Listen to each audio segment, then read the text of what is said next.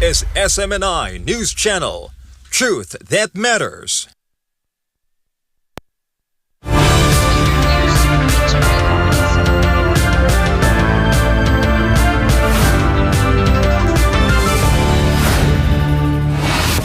In the headlines, we begin with a stark defense from Washington over the Middle East strikes.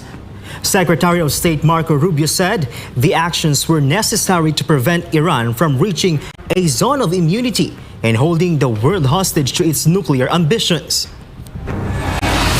Meanwhile, Washington defends its moves. France breaks ranks. President Emmanuel Macron deployed the aircraft carrier Charles de Gaulle to the Mediterranean and called the strikes against Iran a violation of international law.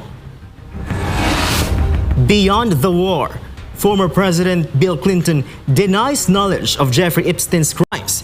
Testifying before Congress, Clinton said he never witnessed improper behavior during his limited contact with the financier. From diplomacy to economics, Trump threatens to cut trade over NATO spending.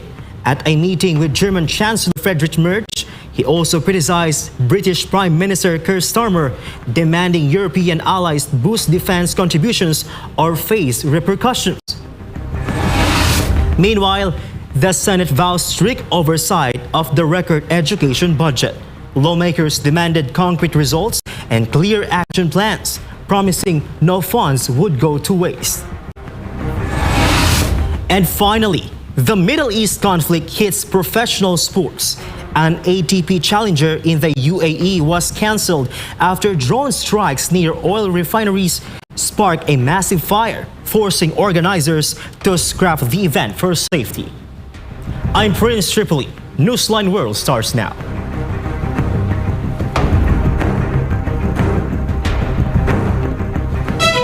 For our first story, U.S. Secretary of State Marco Rubio has fiercely denied reports that Israeli intentions forced President Trump's hand into the current conflict.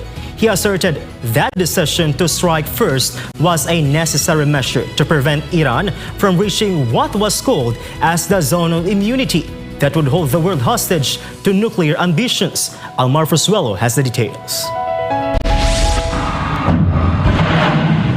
As the Middle East remains engulfed in high-intensity combat, Secretary of State Marco Rubio clarified that while Washington was aware of Israeli plans, Operation Roaring Lion was an independent American determination. Rubio argued that waiting another year would have allowed Tehran to amass enough drones and missiles to become untouchable, effectively protecting their path to nuclear weapon. The secretary used the term unleash Xiang, a Cold War-era slang for applying maximum, overwhelming force to describe the next phase of the campaign. He warned that the world is about to see a significant change in the scope and intensity of the airstrikes. We're going to unleash Chang on these people in the next few hours and days. You're going to really begin to perceive a change in the scope and in the intensity of these attacks as, frankly, the two most powerful air forces in the world take apart this terroristic regime and defang it and take away its ability to threaten its neighbors or hide behind a zone of immunity that allows them to develop their nuclear ambitions. Rubio outlined 4 specific objectives currently being executed by CENTCOM and the Department of War: the systematic destruction of Iran's missile belt, their launchers, their manufacturing capabilities, and the total neutralization of the Iranian Navy. He emphasized that President Trump's doctrine is to go first to ensure the American troops and allies do not absorb a devastating initial blow from a regime he described as being run by religious fanatics. The bottom line is this: the president determined we were not going to get hit first. It's that simple, guys. We are not going to put Americans' troops in harm's way. If you tell the president of the United States that if we don't go first, we're going to have more people killed and more people injured, the president's going to go first. According to the latest briefings, the operation is reportedly on or ahead of schedule. Reporting from Newsline World, Almar Frusuelo, SMNI News. The crisis in Lebanon has reached a breaking point as thousands of families flee a wave of intensive Israeli airstrikes targeting the south and Beirut suburbs. After the assassination of Iran's supreme leader, Hezbollah has launched retaliatory rocket barrages, triggering a massive Israeli counteroffensive under Operation Roaring Lion. Jane Kudnita has the details. Thick black smoke is hanging over the skyline of Sidon as Israeli fighter jets struck a building in the Bustan al-Kabir neighborhood. The strike, which hit an Islamic group center, followed an urgent evacuation warning from the Israeli military, which claims Hezbollah is attempting to rebuild its military infrastructure in the area. In nearby Tyre, similar warnings have sent residents into a panic. Footage shows the moment of impact in Sidon, with flames engulfing warehouses as rescue crews struggle to manage the destruction. This marks the second day of a sharp escalation that began after Hezbollah launched a drone swarm and precision rockets at Israel's Mishmar HaKarmel missile defense site. The human toll is severe. More than 6,000 people are crammed into 14 shelters across Sidon alone, and many are already full. Schools have been turned into makeshift emergency housing, with families sleeping in classrooms and corridors after journeys of up to 15 hours. While some seek refuge within Lebanon, others have begun crossing the border into neighboring Syria, fearing that the current Operation Roaring Lion is a precursor to a full-scale ground invasion. As the exchange of fire continues, the Lebanese government is struggling to cope. And with the Strait of Hormuz effectively closed and regional tensions at an all-time high, the people of southern Lebanon find themselves once again caught in the crossfire of a rapidly widening regional war. This has been Jane Coniter, Global Citizen Correspondent, reporting for Newsline World. France is repositioning its flagship aircraft carrier to the Mediterranean as President Emmanuel Macron breaks with Washington, calling the strikes against Iran a violation of international law. Carlo de la Peña has the details. Addressing the nation on Tuesday night, President Emmanuel Macron confirmed a massive shift in France's military posture. The nuclear-powered aircraft carrier Charles de Gaulle, along with its full strike group and frigate escort, has been diverted from NATO exercises in the Baltic to the Mediterranean.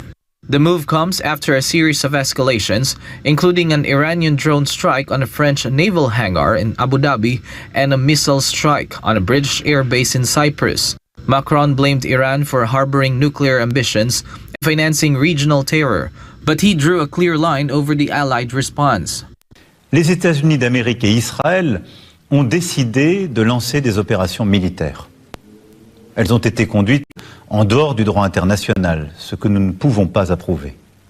Dans ce contexte, avec l'Allemagne et le Royaume-Uni, nous avons clairement dit qu'un arrêt au plus vite des frappes est souhaitable et qu'une paix durable dans la région ne se fera que par la reprise de négociations diplomatiques.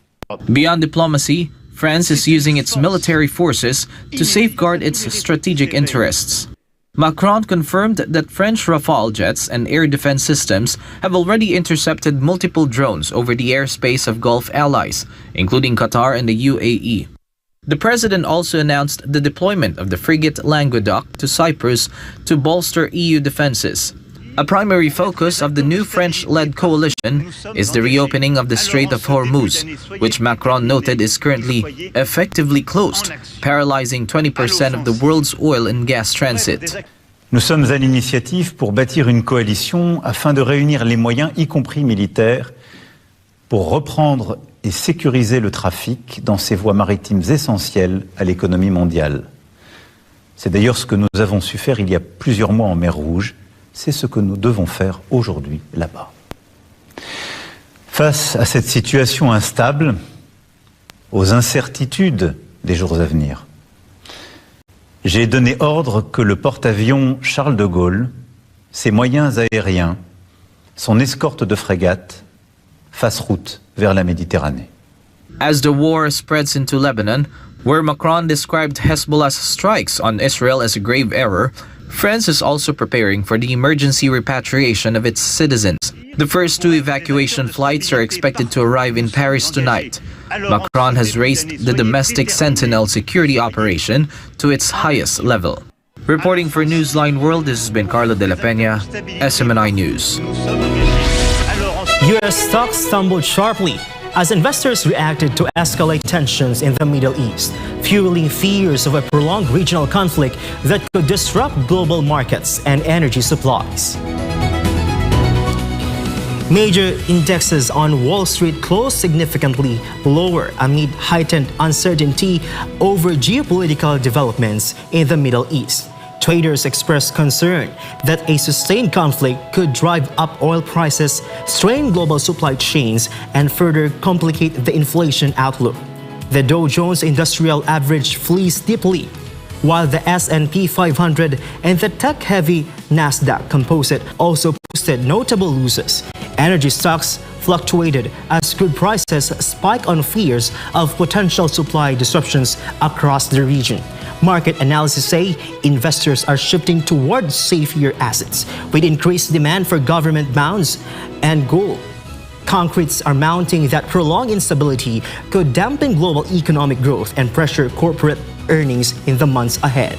Financial experts warn that volatility may persist as traders closely monitor diplomatic developments and any signs of further military escalation.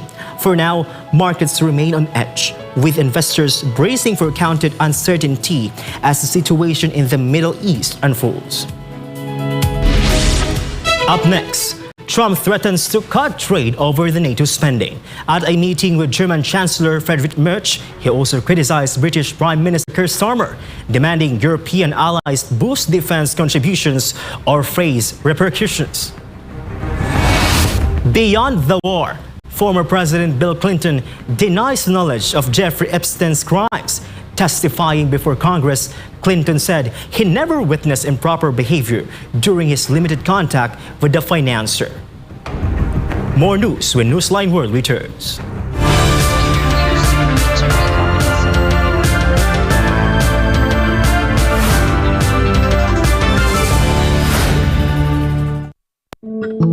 Madalas ka bang napapasobra sa pag-scroll sa phone mo kahit puro masasamang balita ang nakikita mo? Isipin mo ito. Nakahiga ka na sa kama. Nagche-check lang ng phone bago matulog. Tapos, hindi mo na malayan. Ilang oras ka na palang nagbabasa at nanonood ng mga balita tungkol sa digmaan, sakuna, politika, at lahat ng masasamang nangyayari sa mundo. Nakakaramdam ka na ng kaba at pagod. Pero tuloy mo pa rin ang scroll mo. Ang tawag dyan ay doom scrolling. Ito ang habit ng paulit-ulit na pagtingin sa mga negatibo o nakakadepress na content tulad ng digmaan, krimen o problema sa mundo. Nakaka-stress pero hindi mo pa rin mapigilan. Ayon sa isang pag-aaral ng Texas Tech University, ang sobrang konsumo ng masasamang balita ay nauugnay sa pagtaas ng stress, anxiety at pisikal na sintomas gaya ng pagkapagod at sakit ng ulo.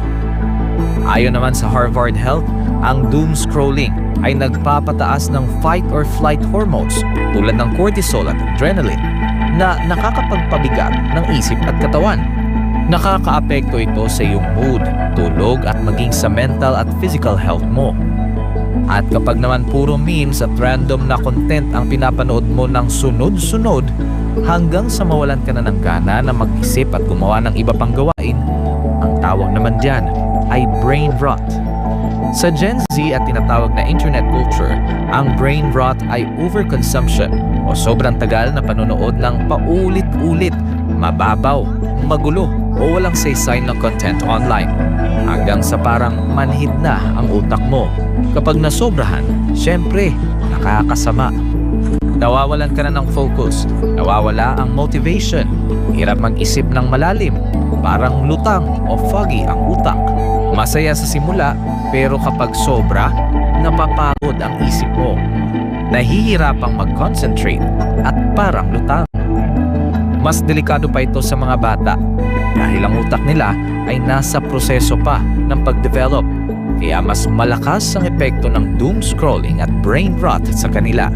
Maaaring makaapekto sa pag-aaral, pag-iisip at pakikitungo sa iba. Ang higit sa 4 na oras ng screen time araw-araw sa mga kabataan ay konektado sa 35 to 88% na mas mataas na posibilidad ng depresyon, anxiety at stress. Base ito sa isang malawakang pag-aaral sa Brazil. Kaya, maging balanse. Magpahinga sa screen, magbasa, makipagkwentuhan, magdasal, maging present lagi.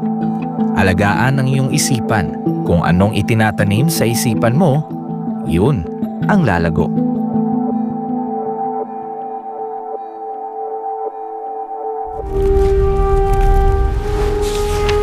Pasasaan pa ang kalayaan kung ang mga alipin ngayon ay sila din naman mang-aalipin bukas.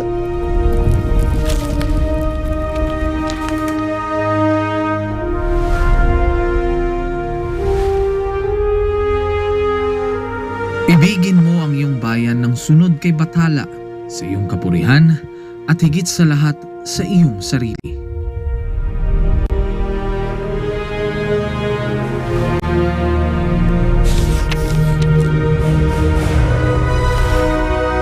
Hindi natin mapapalaya ang ating mga sarili maliban kung sumunong tayo na nagkakaisa sa iisang hangarin. Ang tunay na makabayan ay ang tumutupad ng pagpapabuti ng kanyang mga kapwa, gaano man kaaba ang kanyang katungkulan. Naway magsilbing paalala ang kanilang mga salita upang lalo nating mahalin at tapat na paglingkuran ang minamahal nating inang bayan.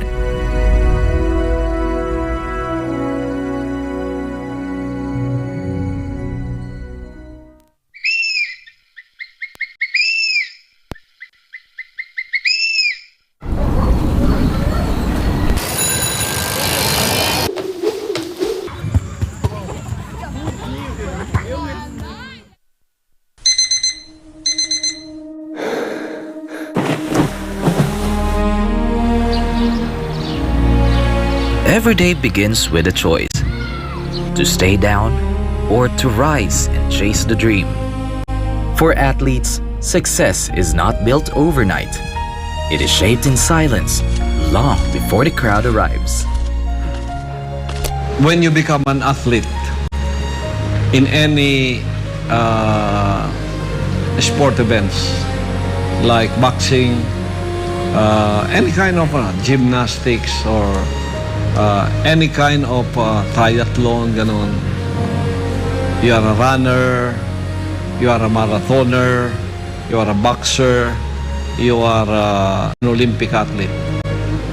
There's a lot of restrictions compared to a regular person who is not involved in any kind of sports. Restrictions are not punishment. They are preparation. For the athlete, it's nothing. It's their lifestyle. For the regular jando outside looking at you, parang naawa sila eh. Yung pagkain mo, puro healthy. It needs a lot of discipline for an athlete in a competition. The same is true in the spiritual life. The way is not wide. It is not easy. It is narrow. So, Jesus Christ also mentioned that in a very vivid statement when he said, the way to life is very narrow and very strict and very small. 89 kilograms, please. What the world calls restriction, the faithful call obedience. For us, there is no restrictions. That is so restricted enough that we cannot do it.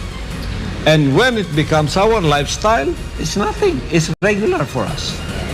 Regular for us to be clean-minded, regular for us to be orderly, regular for us to be straightforward. Obedience, commitment, loyalty, dedication, repented in the sight of the Father. Because this life is a race. Are we in this life in a competition? Yes, very much. Because Paul said that also. They that run in a race run all, but one receives the prize.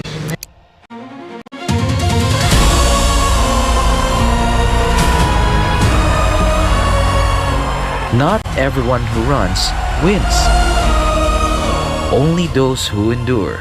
In order for you to be in a race, you have to be disciplined. So the kingdom nation's citizenship is a disciplined citizenship. Run the race. Choose the narrow way. Live the disciplined life. Because the prize is eternal.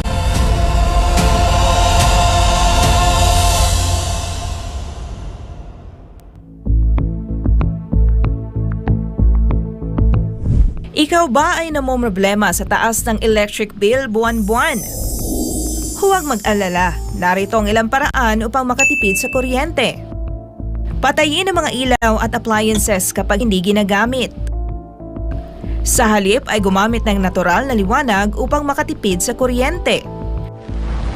Tanggalin sa saksakan ang mga appliances kung hindi ginagamit. Iwasan ang paggamit ng maraming appliances ng sabay-sabay. Gumamit ng LED bulbs. Ito ay mas tipid sa kuryente kumpara sa mga incandescent at fluorescent bulbs.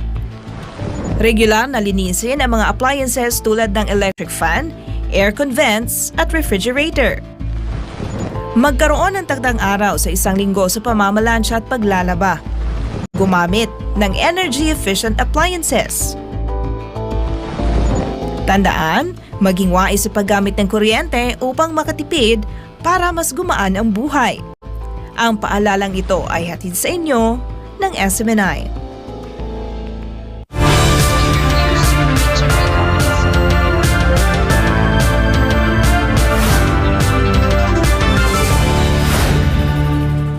And we're back. A prominent expert is accusing the United States and Israel of violating international law for striking Iran, warning that move could destabilize global energy markets and intensify geopolitical tensions. He says the real objective is control of the world's oil supply. Daniela Paulita reports. Military analyst Song Jongping says the strikes on Iran are less about security and more about energy dominance. 美国、以色列悍然对一个主权国家伊朗发动军事打击，这个本身是违反国际法的。大家可能还记得，就在前段时间，美国已经对委内瑞拉动手了，而且从目前来看，美国已经控制了世界最大的油田——委内瑞拉的油田，是出于石油的控制、石油的垄断。那么，伊朗的石油储备在世界范围内也是很多的。如果美国能够最终控制伊朗的原油开采，控制委内瑞拉的原油开采，这就会让美国未来将会和欧佩克加可以抗衡。Song warned that the strikes could trigger global energy volatility and force Iran to take drastic countermeasures. 特朗普此举自然会引起国际社会，尤其是能源价格的波动。目前来看，伊朗为了自保，不得不封锁霍尔木兹海峡，甚至封锁曼德海峡，这就会对不少国家的原油供给造成重大的影响，对世界经济也将会造成重大的冲击。这里面其实也包括中国。同时，我们也需要看到一点，就是有不少国家对波斯湾地区的石油、天然气的依赖还是很大的。所以，美国此举的话，是搅动了全球的经济格局。He added that many countries remain heavily dependent on Persian Gulf energy exports, making the situation particularly sensitive. He also suggested Trump may have domestic political motives, with U.S. midterm elections approaching in November. 特朗普之所以要打伊朗，还有一个重要的原因，就是美国今年面临两个大日子，一个是7月4号独立250周年，特朗普迫切需要政绩。如果真是能解决伊朗问题的话，这就是政绩。还有一个就是今年11月份美国中期选举，如果能够在11月份之前解决伊朗问题，对于共和党来讲将会是加分。所以特朗普此举也想是一石多鸟。For China, the stakes are particularly high. Song says Beijing sources roughly 40% of its oil and 32% of its natural gas from the Persian Gulf region. 从中国的角度来讲，我们的压力是巨大的，压力山大。刚才你看我提到，欧洲很多国家对波斯湾的能源有严重的依赖，亚洲国家更是如此。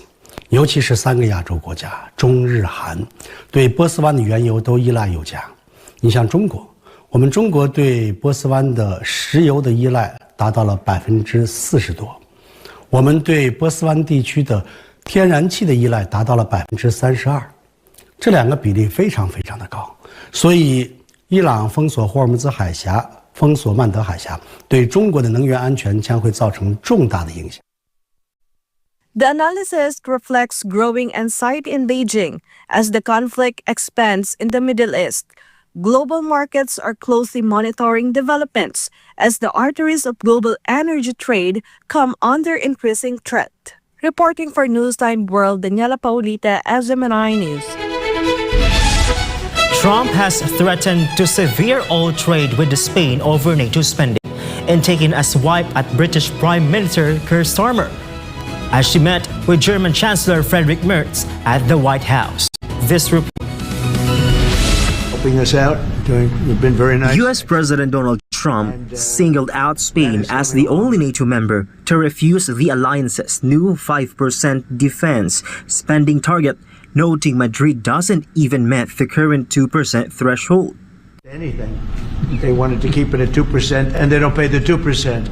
So we're going to cut off all trade with Spain. We don't want anything to do with Spain. Trump made the remarks during talks with German Chancellor Friedrich Merz at the White House. He then turned on Britain, taking aim at Prime Minister Keir Starmer over the UK's decision to hand the Chagos Islands back to Mauritius, leasing back the Diego Garcia base shared with the US. Trump said the deal cost American forces critical landing time during recent operations in the region. And it's taken 3-4 days for us to work out where we can land there. It would have been much more convenient landing there as opposed to flying many extra hours. So we are very surprised. This is not Winston Churchill that we're dealing with. Starmer reportedly also refused to allow RAF bases to be used for the U.S. strike on Iran last Saturday, a decision that appears to have deepened the rift between the two leaders. That strike, launched jointly with Israel, killed Supreme Leader Ayatollah Ali Khamenei. Tehran has since responded with strikes on Israeli and U.S. assets across the Gulf region. The Trump-Merz meeting had been expected to focus on EU tariffs following a U.S. Supreme Court ruling against the president's trade policy, but the Iran offensive dominated proceedings. Meanwhile, former U.S. President Bill Clinton has denied any knowledge of Jeffrey Epstein's sexual abuse crimes, telling a congressional committee he never witnessed anything improper during their limited contact. Carla Abellana reports. Bill Clinton appeared before the House Oversight Committee on Thursday in closed-door testimony, answering questions about his past association with convicted sex offender Jeffrey Epstein. He denied ever visiting Epstein's private island in the U.S. Virgin Islands, denied flying on Epstein's plane for improper reasons, and said he never engaged in sexual activity with anyone introduced to him by Epstein associate Ghislaine Maxwell. Asked directly whether he had known about abuse committed or facilitated by Maxwell, his answer was no.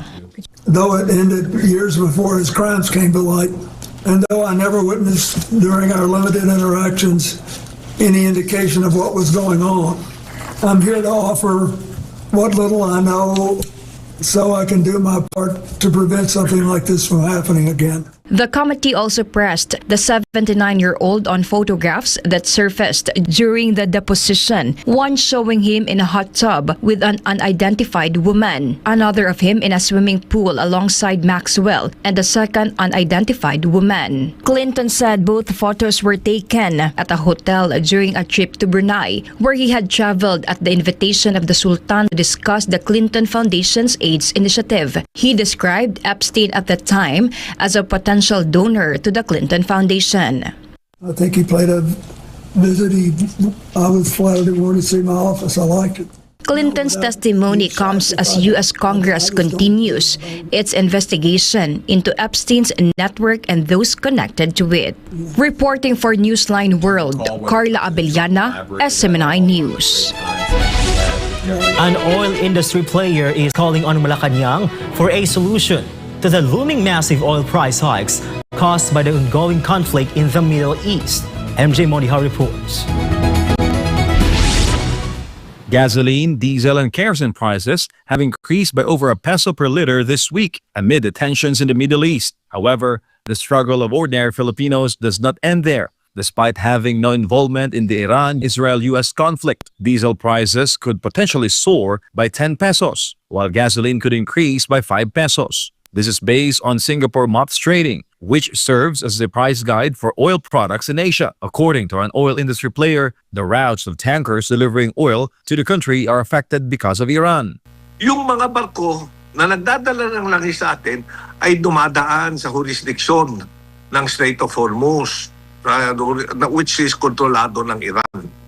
At ngayon nasarado yan, so mahaba ang magiging ikot ng mga barko, which will have an effect on fuel cost. Aside from expensive importation costs, various taxes imposed on fuel further drive up pump prices. There is a fixed excise tax na ipinapataw sa diesel at sa gasolina. Ang excise tax sa gasolina ay 10 piso kada litro. Ang excise tax sa diesel ay 6 na piso kada litro.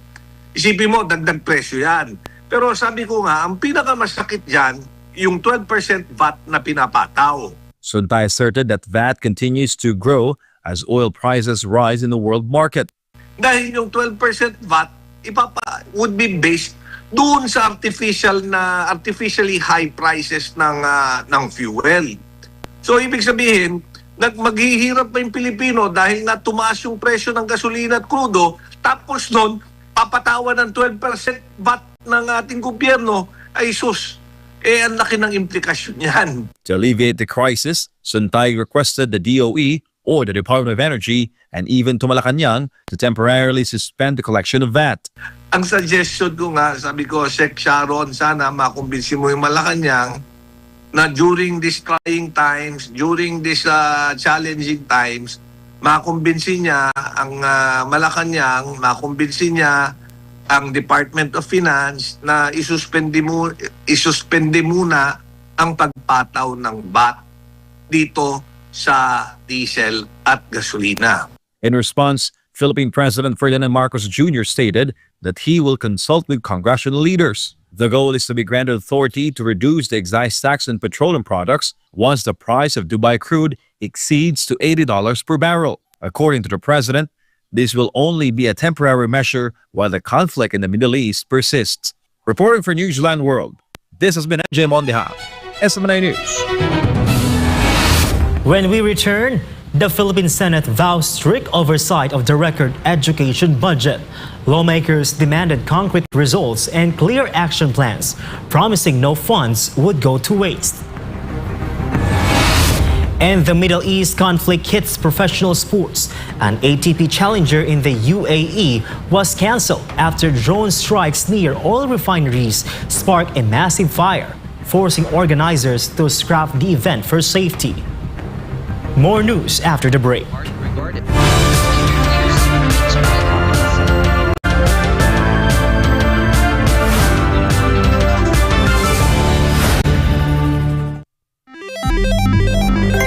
Isang pindot lang, pwede kang maka-jackpot.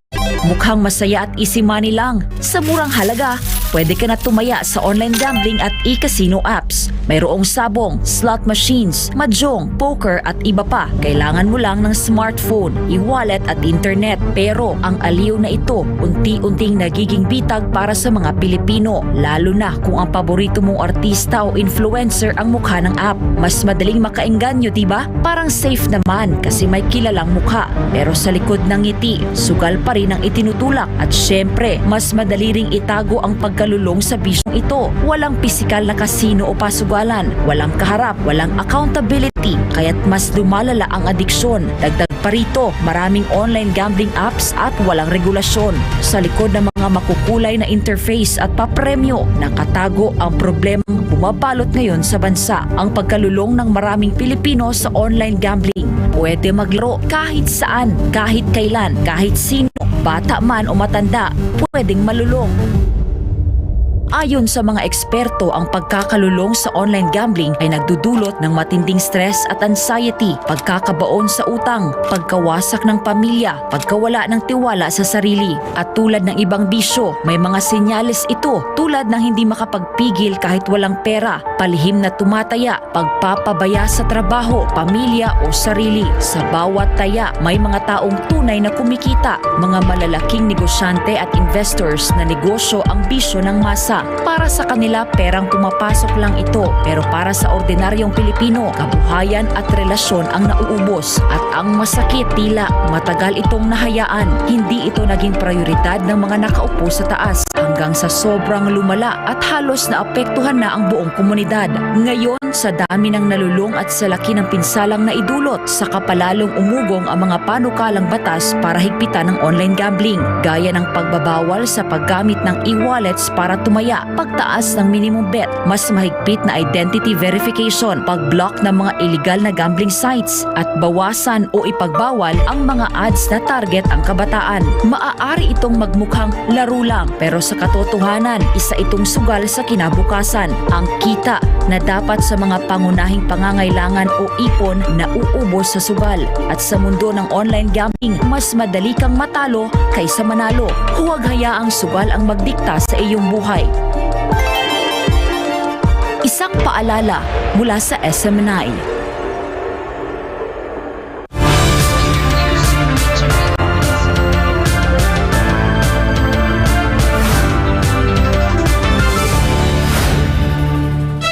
And we're back. Senator Rodante Marcoleta fired back at Senate President Pro Tempore Ping Lacson over the issue of the Kalayaan Island Group.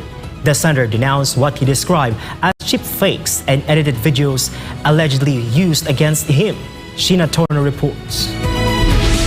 In his privileged speech during Tuesday's Senate session, Senator Rodante Marcoleta once again focused on the issue of the Kalayaan Island Group. This followed the circulation of an allegedly spliced video recently posted on the social media account of Senator Pro Tempore Ping Lacson. Patayan natin dito for something that is not even within our EEC. Ang gawin natin po para madali, i-give up natin yung KIG. Nag-govern pa rin yung international law. So atin yung Kalayaan Island Group. We call now on Captain Jess B. Pilar, Philippine Navy, the most senior among the officers now under consideration. Meron po tayong mga isla na occupied natin ngayon. Ito yung Kalayaan Island Group. Ngunit, they are way beyond our EEC. Wala doon sa limit ng ating exclusive economic zone. Being a member of the armed forces, our seas, our rights, and our future. And we just stick to what is legally ours, what is stated in our law, sir. I'd like to congratulate you for responding very well to the questions of the Honorable Marcoleta. Marcoleta rejected what called cheap fakes and edited videos that allegedly made it appear that he wanted to surrender the KIG, which is part of the Philippine territory. Mr. President, being one of the neophyte senators in this august chamber, I brought not only my passion to serve our countrymen, but also my hard-earned integrity as a public servant. I know for a fact that government officials should not be onion-skinned. At tunay naman pong isinabuhay ko ng maging matibay ang loob ko. Dahil sa ilang dekada ko nang nasa serbisyo, talaga naman pong samut-saring batikos at pangungutya na rin ang aking natanggap. Mr. President, criticisms per se are understandable, but intentional distortion of statements is clearly unacceptable. He further alleged that Lacson deliberately designed the video to divert from the true context of his statements. However, Marcoleta clarified that he never intended to surrender the KIG, but merely sought to clarify the country's exclusive economic zone coverage. Marcoleta also questioned Lacson's intentions, asking why his statements allegedly had to be twisted to make him appear wrong. Ang ganitong pag-edit at hindi simpleng pagkakamali lamang. Bagkus isa pong buktot na planadong pagkilos, Ginoong Pangulo, kahit pa marunong akong mag-splice o mag-edit, kailanman ay hindi ko ituturo kung ito ay gagamitin sa kamalian na magdudulot ng kalituhan o kapahamakan sa aking kapwa. Ang sabi nga niya, ang tama ay ipaglaban, ang mali ay labanan. From his own words, his own slogan, his own political battle cry. Marcoleta maintained that he will never surrender any Philippine territory. He stressed that his intention was to discuss legislation in pursuit of national interest. Ang katotohanan ay mananaig at ang taong bayan ay may karapatang malaman ang buong katotohanan. Walang dagdag, walang bawas, walang panlilinlang. As of this time, Senator Lacson has yet to issue a statement regarding Marcoleta's remarks delivered Tuesday. For God and for my beloved Philippines, this has been Sheena Torno, SMNI News. The Senate is ensuring that the largest budget ever allocated in history for the education sector will not go to waste, stressing that every peso spent by the government agencies must be backed by clear plans and concrete results. Jonah Santos reports. Senator Sherwin Gatchalian, chairman of the Committee on Finance, vowed to closely monitor the spending of funds allocated to the education sector. Under the 2026 General Appropriations Act, 1.3 trillion has been allotted for education, equivalent to 4.4% of the country's gross domestic product or GDP. The 1.3 trillion budget covers key agencies such as the Department of Education, the Commission on Higher Education, state universities and colleges, and the Technical Education and Skills Development Authority. Gatchalian emphasized that increasing the budget alone is not enough, but how these agencies will utilize the funds is what truly matters.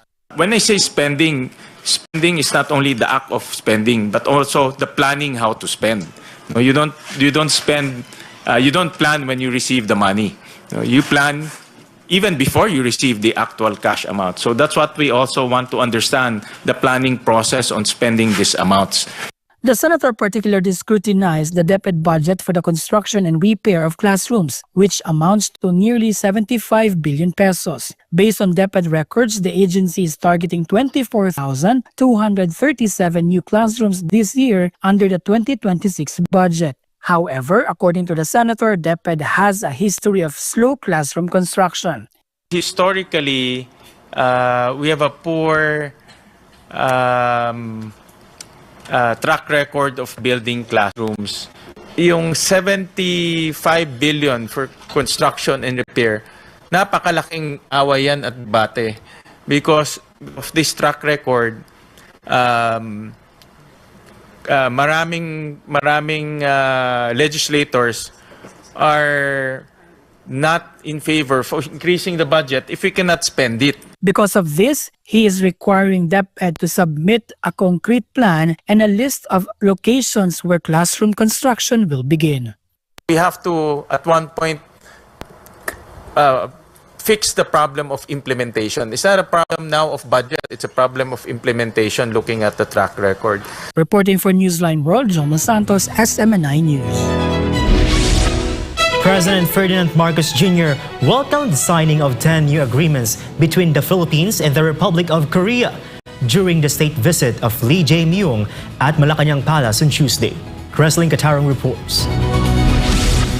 Republic of Korea President Lee Jae-myung, accompanied by his wife, First Lady Kim Hee-kyung, is in the country for a 2-day state visit. Lee kicked off his visit to the country by laying a wreath at the monument to the Philippine national hero, Dr. Jose P. Rizal, at Rizal Park.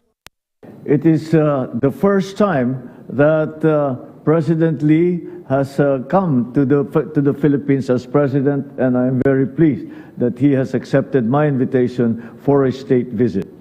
It follows our meeting in Gyeongju on the sidelines of the APEC summit last October 2025.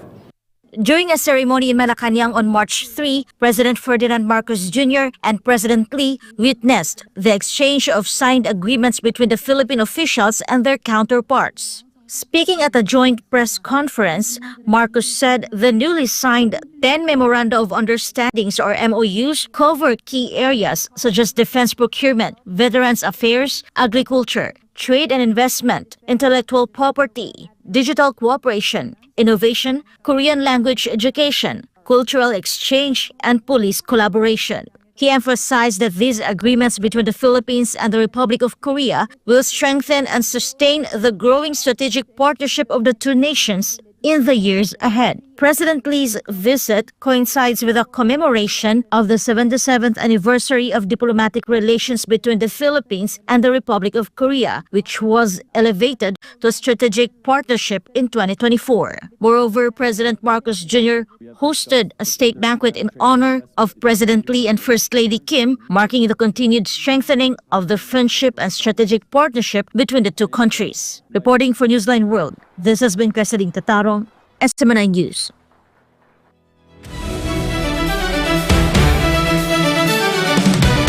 Nat Seaver Berg hopes England can deliver a defining Euros moment when they host the ICC Women's T20 World Cup this summer.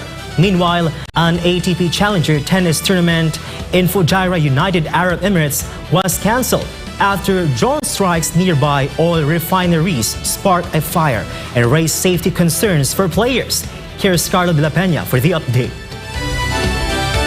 Speaking at Edgbaston to mark 100 days before the tournament, Seaver Bront said England want to replicate the impact created by the England women's national football team when they won the UEFA European Championship on home soil in 2022. England have a strong record as hosts, winning all 4 Women's World Cup stage at home, including the 50-over title in 2017. The expanded 12-team tournament begins on June 12 with 33 matches across 7 venues and the final set for July 5 at Lord's Cricket Ground. More than 115,000 tickets have already been sold, with organizers targeting a total attendance of 270,000, more than double the record set in Australia in 2020. Tournament director Beth Barrett-Wild confirmed India will play their semi-final on June 30 at the Oval if they qualify, with scheduling designed to maximize Indian television audiences, a move that has raised competitive fairness questions. Preparations have been affected by global tensions after England's planned training camp in Abu Dhabi was cancelled due to the US-Israel conflict involving Iran, prompting the team to seek alternative venues. Fast bowler Lauren Filer, who has not played competitively since last summer, has used the break to remodel her run-up in pursuit of greater pace, targeting the ADMPH benchmark regarded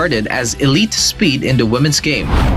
This match was abruptly halted after debris from intercepted drones caused a fire about 15 kilometers from the tournament site. The ATP said player safety was the top priority and accommodations are being provided while travel arrangements are reviewed. A second challenger event scheduled next week in Fujairah was also cancelled. Video on social media showed players scrambling for shelter, including Belarusian Danil Ostapenkov and Japan's Hayato Matsuoka. Ukrainian player Vladislav Orlov described smoke and jets near the mountains, making it unsafe to continue. Other sports have also been affected by the escalating Middle East conflict. The Qatar World Endurance Championship opener was postponed, AFC club matches delayed, the EuroLeague U18 tournament in Abu Dhabi abandoned, and the England Lions cricket team returned home after their series against Pakistan Shaheens was cancelled. The UAE has reported over 800 drones and 200 missile attacks since Saturday following a strike on Tehran by US and Israeli forces that killed Iran's supreme leader Ayatollah Ali Khamenei and other officials. Iran has retaliated with missile and drone attacks on Israel, US bases, and neighboring Gulf countries. Reporting for Newsline World, this has been Carlo de la Peña bringing you the latest sports news.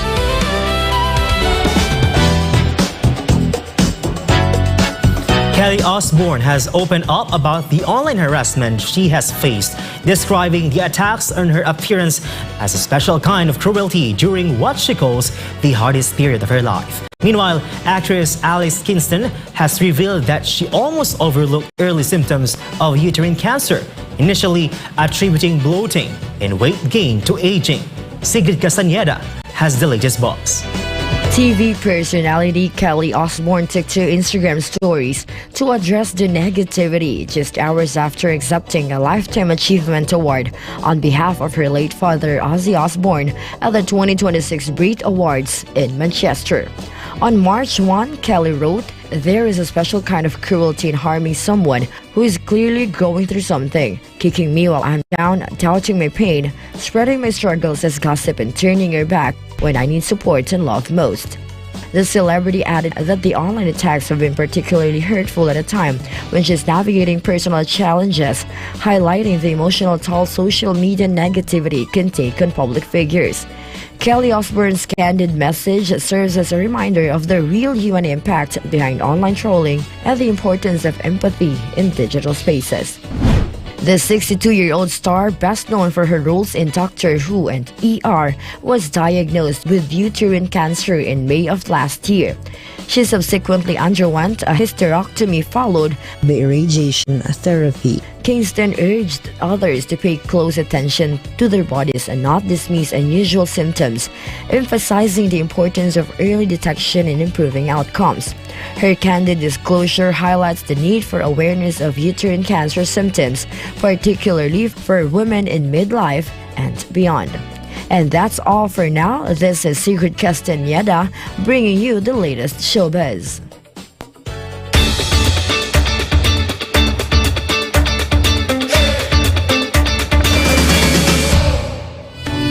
A remarkable 10-year journey of environmental passion captured the hearts of many as Wayne Dixon and his loyal dog Coda traverse thousands of miles along the British coastline, cleaning up litter and raising awareness about the devastating impact of trash on the environment. Although Coda passed away last year, their efforts continued to inspire many. Stella Marie says the story. This man and his loyal companion used to travel thousands of miles along Britain's scenic coastline. Wayne Dixon, a former support worker from Darwin, Lancashire, and his dog Goda, a northern Inuit breed, spent a decade on an inspiring journey that spanned 4,000 miles. Their mission was simple: to raise awareness about the dangers of littering while making a tangible difference in the environment. They walked the rugged coastline, collecting trash and inspiring others to take action in their own communities. The journey started in a moment of profound personal grief. In 2021, after the sudden passing of his father, Wayne found himself taking care of Coda, his father's beloved dog. With a deep need to honor his father's memory and channel his grief into something positive, Wayne decided to embark on a journey that would also give Coda a sense of purpose. The idea of walking the coast, clearing up litter, scratched a personal itch Wayne had long felt, a desire to connect with nature, heal, and give back to the environment. Over the course of 10 years, Wayne and Coda walked hundreds of miles across beaches, cliffs, and remote coastal villages, spending hours collecting plastic, metal, and other waste that had been left behind. Their efforts sparked local initiatives, united community groups, and inspired individuals to take responsibility for the places they call home. However, the pandemic interrupted their travels, and Wayne and Coda returned to Darwin, Lancashire in 2020. Yet, even as their walks came to stop, the duo's message resonated widely and their actions left a lasting impact. Coda passed away in 2025, but the legacy of his and Wayne's work lives on. The partnership between Wayne and Coda became more than just a litter-picking effort. It became a mission to protect nature for future generations. This has been Stella Maris, your citizen correspondent, reporting for Newsline World. And before we end, may you be inspired with the words of the song.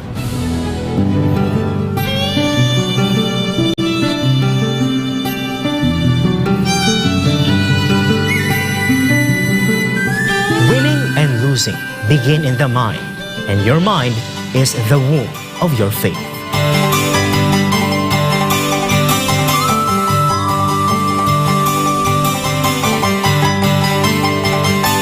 And that's all for this edition of Newsline World.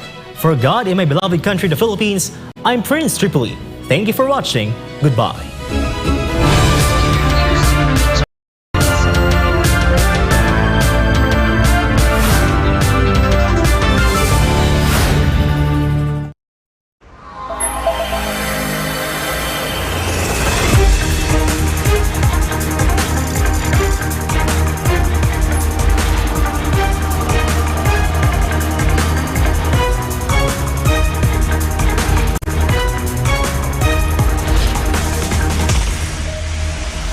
This is SMNI News Channel, truth that matters.